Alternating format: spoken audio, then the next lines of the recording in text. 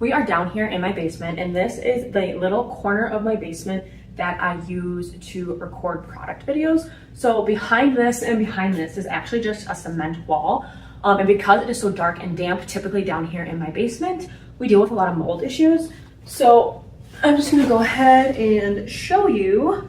Back there is just like cement blocks. Then over here in the back is like some milk board. So also can sometimes cause some mold and issues like that.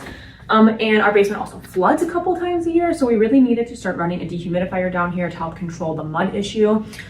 This is a relatively small space. It's about 1,200 square feet. I'm gonna go ahead and run this for 24 hours. It is brand new and I wanna see how good of a job it is going to do. It has a 95-ounce capacity water tank. So I'm gonna go ahead and run this for 24 hours and then come back down and see how good of a job it has done at getting the moisture out of the air. Also for context, I am in northern Wisconsin, generally a humid place. It is August 10th currently.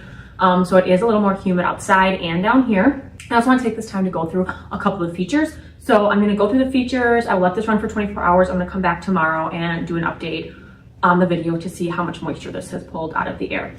My favorite thing about this dehumidifier is that it is whisper quiet. So I also actually have a couple of these upstairs running in my kids' bedrooms to help with dehumidifying the air, and they are very, very quiet. It's super easy to turn on with just the touch of a button. And that's how loud it is, okay? It's very, very quiet, super easy to use when you are sleeping, kind of just gives you a nice lull to sleep.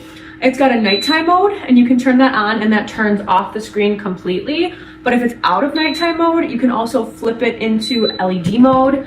And it's got a little green light in the back here that is going to turn red once the water tank is full and once it needs emptying.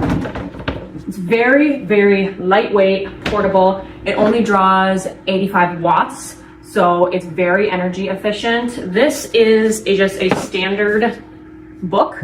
I mean, it's really not that much bigger than a book. Super lightweight, super easy to tote around. So if you need to take it camping with you or wherever you might need to go, this is really great for small spaces. Very quiet. We're gonna see how efficient it is.